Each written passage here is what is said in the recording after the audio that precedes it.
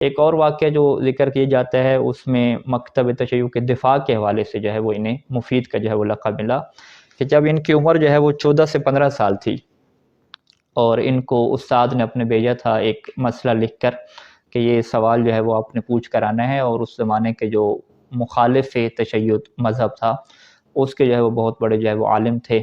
ان کی پاس بھیجا کہ آپ جاؤ ان کے پاس اور یہ جو ہے وہ جواب کیا لے کریں۔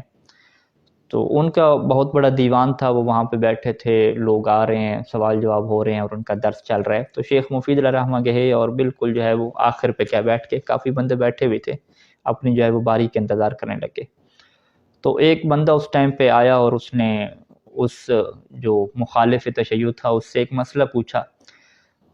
مسئلہ یہ پوچھا کہ آپ جو ہے وہ غدیر کے متعلق کیا کہتے ہیں، غدیر کی روایت کے متعلق کیا کہتے ہیں، اور اسی طریقے سے غدیر سے ہٹ کے جو فلاں بندہ ہے، یعنی مولا علی علیہ السلام کے مقابلے میں جن کی بیعت کی گئی، اس کے مطابق آپ کا کیا نظریہ ہے۔ تو اس عالم نے اس سے جواب دیا کہ جو غدیر ہے یہ روایہ ہے، جبکہ جو بیعت فلاں ہے وہ کہ درایا ہے، والدرایا تو مقدم علی الروایہ۔ درایا یعنی واقع میں ایک امر ہو چکا ہے، مسلمانوں نے اس عمل کو انجام دے دیا ہے، مسلمانوں کا عمل اس کے اوپر موجود ہے، خارج میں ایک واقعی چیز ہے، اور غدیر تو جو ہے ایک روایت ہے، اس کے اوپر عمل تو نہیں ہوا۔ تو جو عمل ہوا ہے، جو درایت ہے، جو امر واقعی ہے، وہ مقدم ہے کس کے اوپر، روایت کے اوپر۔ تو یہ اس نے کہا کہ اسے جواب دیا اور وہ بندہ کیا چلا گیا۔ تو شیخ مفید علیہ رحمہ کی جب باری آئی تو انہوں نے وہ سوال استاد کا دینے سے پہلے جو ہے وہ خود ہی جو ہے وہ سوال کر دیا، ایک اور سوال، اور اس سے سوال کیا کہ آپ کیا کہتے ہیں اس بندے کے متعلق اور اس شخص کے متعلق کہ جو اپنے وقت کا جو امام ہوتا ہے، وقت کا جو خلیفہ ہوتا ہے، اس کے خلاف اگر کوئی خروج کرتا ہے تو آپ کا کیا نظریہ ہے۔ تو اس نے کہا کافر، تو وہ کافر ہوگا، جو اپنے وقت کے خلیفہ اور امام کے خلاف جو ہے وہ خروج کرے وہ کافر ہے۔ پھر شیخ مفید نے کہا کہ پھر فلاں شخصیت کے متعلق آپ کیا کہیں گے کہ جنہوں نے جو ہے وہ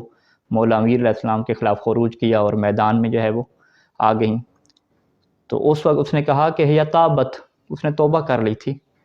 تو اس وقت شیخ مفید نے کہا کہ توبتھا روایہ و خروجھا درایا،